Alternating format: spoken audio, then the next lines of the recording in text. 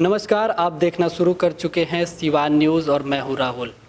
2 महीने बीत चुके हैं इस लॉकडाउन के और अब जाकर लोगों को कुछ राहत मिली है।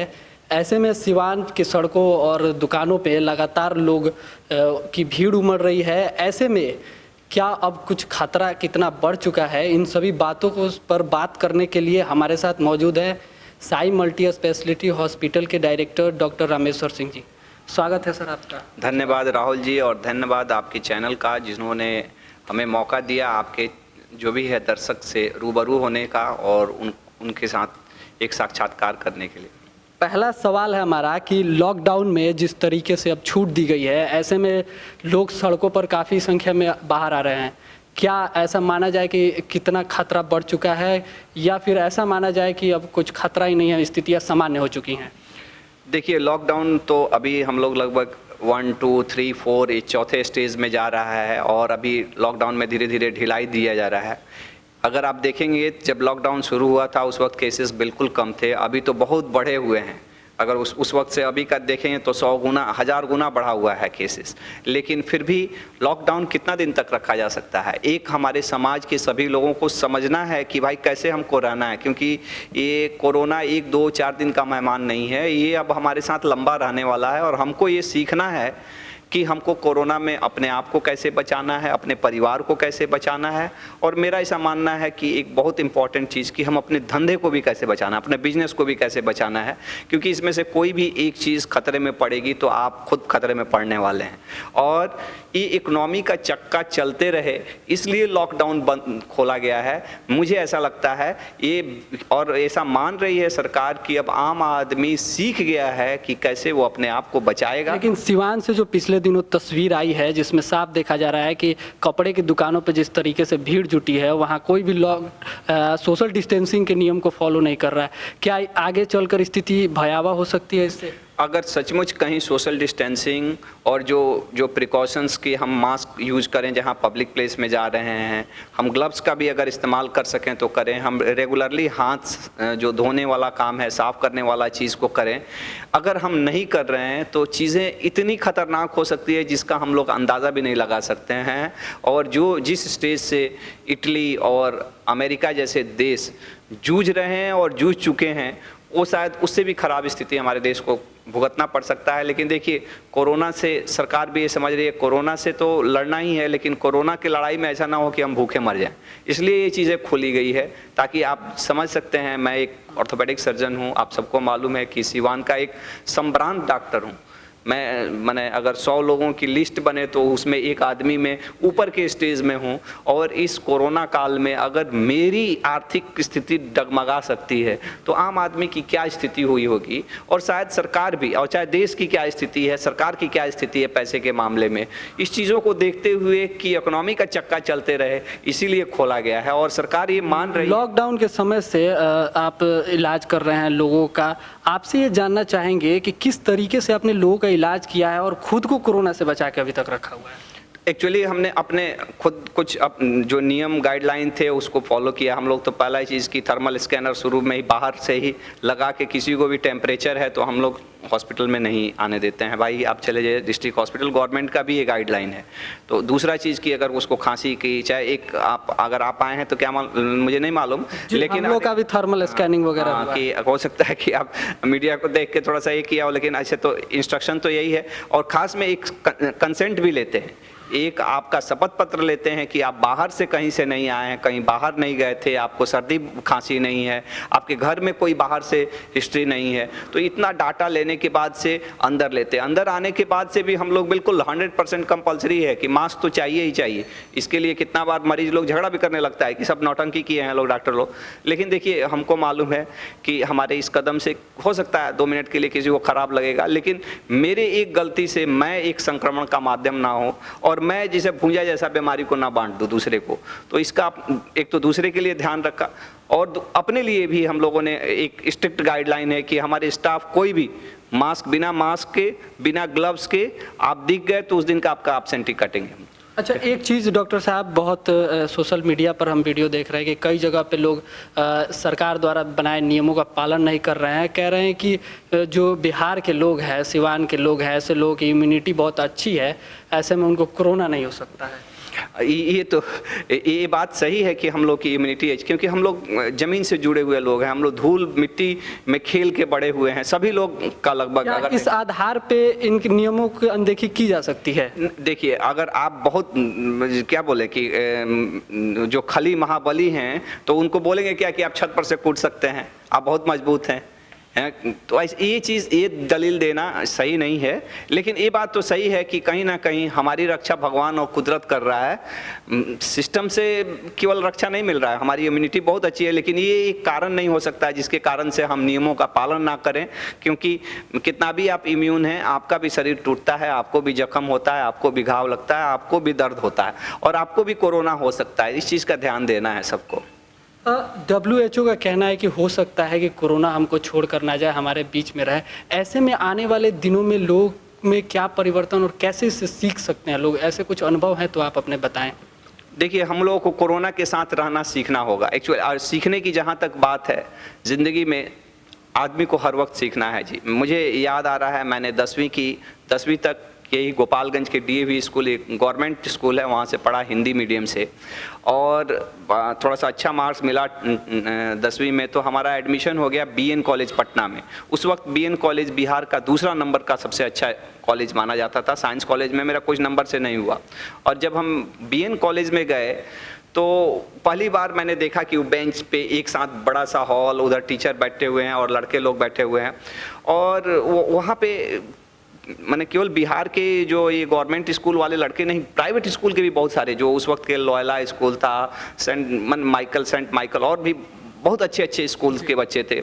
और जब हम लोग गए तो अब एक तो समझिए, एक तो उस वक्त मैं बहुत पतला दुबला और हम लोग की फिजिक भी ये नहीं थी, तो देखने में भी एक बोलते हैं ना कि चिरकुट जैसा दिखने वाला। और वहाँ पे गए तो क्लासरूम में हम जो पहला दिन गए तो देखा कि टीचर कुछ इंग्लिश में पढ़ा रहे हैं, उसमें से बच्चे कुछ खड़ा होकर कोई जवाब दे रहे हैं, और हम उसी ग्रुप में बैठे हुए हैं और हमको कुछ भी पल्ले नहीं पड़ रहा, कुछ भी नहीं समझ में आ रहा है कि ये क्या बात कर रहे हैं और क्या ये लड़का उसका जवाब दे रहा है। जैसे हम सभी बिहारी छात्रों के साथ होता है, वो इसी तरह के हालात आपके साथ भी हुए थे? बिहार में ही, ऐसा नहीं कोई अलग में।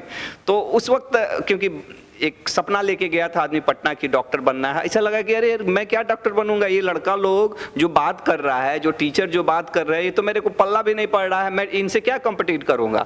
लेकिन धीरे धीरे मेहनत किया, थोड़ा सा ये हुआ, शुरू में कष्ट हुआ, एक एक इंग्लिश शब्द को हिंदी में कन्वर्ट करते करते करते 1-1.5 साल में ऐसी सिचुएशन हो गई कि जो लड़के, जो क्लास के बच्चे जो हम लोगों को एक नहीं कहते चिरकुट समझते थे, जो हम लोगों से बात करना, दोस्ती करना अपनी अवमानना समझते थे, बाद में उन लोगों को हम लोग फिजिक्स और केमिस्ट्री के कुछ लेसन्स बताने लगे।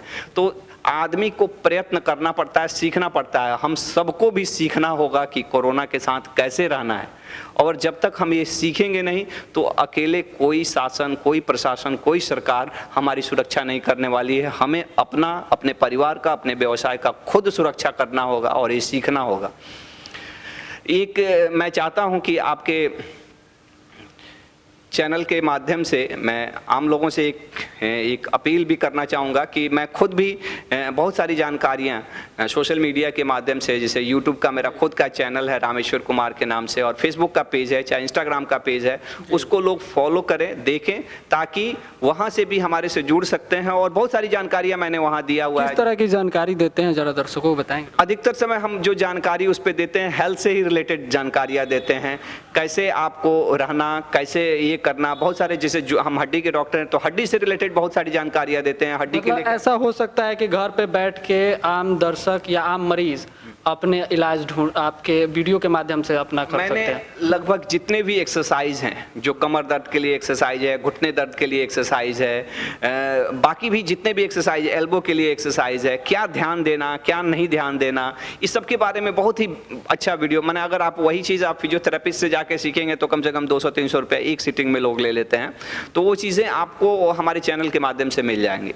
अच्छा डॉक्टर साहब, आप भी डॉक्टर हैं, तमाम दुनिया के जो डॉक्टर हैं, साइंटिस्ट हैं, इस समय कोरोना की वैक्सीन और दवा बनाने में लगे हैं। क्या लगता है कि कोरोना की दवा कब तक बन पाएगी, या HIV की तरह इसकी कोई वैक्सीन नहीं बन पाएगी? देखिए, मैं एक आशावादी आदमी हूँ और मैं हमेशा हर चीज़ों में पॉजिटिविटी देखता हूँ। मैं तो इस कोरोना काल को भी एक पॉजिटिव ढंग से ही देखता हूँ, क्योंकि आज जितना अच्छा हम अपने आप से रूबरू हुए हैं, कितना वो शायद एक, देखिए बहुत लोगों को बहुत कष्ट हुआ है, देखिए, लेकिन देखिए उस कष्ट में भी, अपने पीड़ा में भी हम कैसे पॉजिटिव चीज़ों को देख सकते हैं, देखने। और मेरा ऐसा मानना है कि होगा, हमारे दुनिया के, देश के साइंटिस्ट और डॉक्टर्स इतने सक्षम हैं, लोग लगे हुए हैं कि मुझे आशा है कि कोरोना का वैक्सीन भी आएगा। लेकिन जब तक वैक्सीन के इंतजार में नहीं रखना है, हम लोग को खुद की अपनी सुरक्षा करना है, और मुझे लगता है कि खुद की सुरक्षा करेंगे ये भी एक वैक्सीन ही है। अच्छा डॉक्टर साहब, आप तमाम दुनिया के रिसर्च पे नज़र रखे होंगे, क्या लगता है कि कौन कौन से ऐसे महत्वपूर्ण जगह पे कुछ कामयाबियाँ मिली हुई हैं, उसके बारे में ज़रा दर्शकों को बताएंगे आपकी जानकारी में जो? बहुत ज़्यादा हमको उसके कि क्या उसमें रिसर्च चल रहा है, लोग लगे हुए हैं। एक तो पहला थी शुरू में तो हमारे देश में ही देखेंगे, जैसे हम लोग पीपीई किट का बहुत ही कमी था, लेकिन पूरा इंडिया में जो अगर देखेंगे तो गारमेंट इंडस्ट्री लग गया कि हम पीपीई किट बनाएं, और अभी हमारा देश इस स्थिति में हो गया तो हम अपने खुद के लिए ही नहीं, पूरा दुनिया के लिए पीपीई किट बना के दे रहे हैं। तो ये चीज़ें हैं। बाकी भी वैक्सीन्स के और चाहे उसके डायग्नोसिस के लिए भी बहुत सारे रिसर्च चल रहे हैं। बहुत ज़्यादा लेटेस्ट जानकारी हमको तो नहीं है, लेकिन बहुत सारे आते रहते हैं। हम भी, क्योंकि हम कोरोना स्पेशलिस्ट तो नहीं है, लेकिन जो एज ए आम डॉक्टर के हिसाब से जितना मुझे जानकारी है कि लोग अपने अपने जगह पे अपने अपने स्तर से ये कर रहे हैं। एग्जैक्ट पोजीशन मुझे नहीं मालूम है जी। अंत में एक चीज़ मैं कहूँगा कि आप दर्शकों को क्या कुछ टिप्स देना चाहते हैं इस कोरोना के काल में? कोरोना के काल में यही कि एक ही चीज़ टिप्स की मैं पूछना चाहता हूँ आपसे कि आपने सीखा क्या ये 1.5 महीना में, 2 महीना में? एक्चुअली कुछ सीखा नहीं ना तो बेकार हो गया। मैंने तो सीखा जी, मैंने पूरा डिजिटल मीडिया सीखा, मैंने डिजिटली अपने चीज़ों को कैसे लेके जाना है इसको सीख लिया। और मैं एक कविता, मैं पहले भी कविताएं लिखता था, लेकिन कविता ये जो था ना शौकिया था। शादी हुआ था तो कितना बार वाइफ के लिए कविता लिखा, और अभी फिर से एक बार अपने अंदर जाके और वो झांकने का और उसको देखने का एक मौका मिला। तो मैं आपसे पूछना चाहता हूँ कि आपने क्या सीखा? अगर अभी भी नहीं सीखे हैं तो अभी भी मौका है। अभी ये लॉकडाउन ऐसा नहीं है तुरंत, कुछ सीखिए, कुछ नया चीज़ सीखिए। इसमें रोते रहने से अच्छा है कि कुछ नया चीज़ जान लीजिए, वो आपको काम आएगा। और मैं चाहता हूँ आप सभी दर्शकों को अपनी एक कविता भी सुनाना, तो अगर आप इजाज़त देंगे तो। जरूर डॉक्टर सुनाइए। एक कविता है वो जो मैंने अपने वाइफ के लिए लिखा था, जब हमारी नई नई शादी मैंने तय हुई थी, अभी शादी हुई नहीं थी। हाँ, और शायद हम लोग पहले जनरेशन्स के वो डॉक्टर, मैंने जो भी यंग लोग थे जिनको ये सौभाग्य मिला कि वो अपने फियांसी से फ़ोन पे बात कर सकते थे, क्योंकि उसी वक्त जियो का वो कर लो दुनिया मुट्ठी में लॉन्च हुआ था। आज से 15 साल रिलायंस वाला, हाँ जियो नहीं, टेलीकॉम, हाँ जियो का नहीं, रिलायंस का, हाँ कर लो। और उन लोगों का शुरू हुआ था कि रात में अनलिमिटेड कॉल रहता था। हाँ। तो उस वक्त हम लोग, क्योंकि नाइट में ड्यूटी रहता था, तो 1-1.5 घंटा हम लोग बात करते थे। और उस वक्त वाइफ का एक्चुअली वो भी सिवान से ही थी, तो एक कंजर्वेटिव फैमिली जिसे आप जानते ही हैं कि उस वक्त भी बात करने के लिए मैंने घर वाले चाहे ये रहता था, तो वो भी नहीं चाहती थी। लेकिन उसने हमको एक शर्त दिया कि अगर आप मेरे लिए रोज एक कविता लिख के हमको सुनाइएगा तो मैं आपसे बात करूंगी। तो ये एक प्रेरणा हुआ। अब मैं भी उसी के कारण से लगभग 10-15 कविताएं उस वक्त लिखा। उसी में से एक कविता मैं चाहता हूं कि आप सभी दर्शकों को भी। एक कविता का शीर्षक है एक पागल लड़का। एक पागल लड़का हर लम्हा तुम पे मरता है, चोरी चोरी चुपके चुपके खुद से बातें करता है, खुद से बातें करते करते ख्वाबों में खो जाता है, ख्वाबों में तुमको मलिका कह के खुद को राजा कहता है। एक पागल लड़का हर लम्हा तुम पे मरता है, चोरी चोरी चुपके चुपके खुद से बातें करता है, कहता है कि तुम हमेशा मेरे साथ हो, कहता है कि तुम हमेशा मेरे साथ हो, हवा के झोंके को तेरे बदन का खुशबू कहता है, तुम कहीं यहीं पर हो कहकर इधर उधर भटकता है, तेरी बातें सोच सोच कर चलते चलते हंसता है, तुम हंसती है तो हंसता है, तुम रोती है तो रोता है, एक पागल लड़का हर लम्हा तुम पे मरता है, चोरी चोरी चुपके चुपके खुद से बातें करता है, कहता है तुमको पाके वो दुनिया जीत जाएगा, कहता है तुमको पाके वो दुनिया जीत जाएगा, तेरे कदमों में वो सारी खुशियां बिखेर जाएगा। एक पागल लड़का हर लम्हा तुम पे मरता है, चोरी चोरी चुपके चुपके खुद से बातें करता है, उसके चाहत में एक दिन। ये लास्ट सेंटेंस बड़ा ही ये है, इसमें एक आशिक का स्वाभिमान जाग चुका है। उसके चाहत में एक दिन तुम भी पागल हो जाओगी, उसके पसंद के कपड़े पहन के पागलों से हंसती जाओगी, कभी हंसोगी कभी रोओगी, उसे ना भूल पाओगी। तेरे सोने के बाद तेरे सपनों में वो आएगा, इस जन्म की बात ही क्या, तुम्हें जन्म जन्म सताएगा।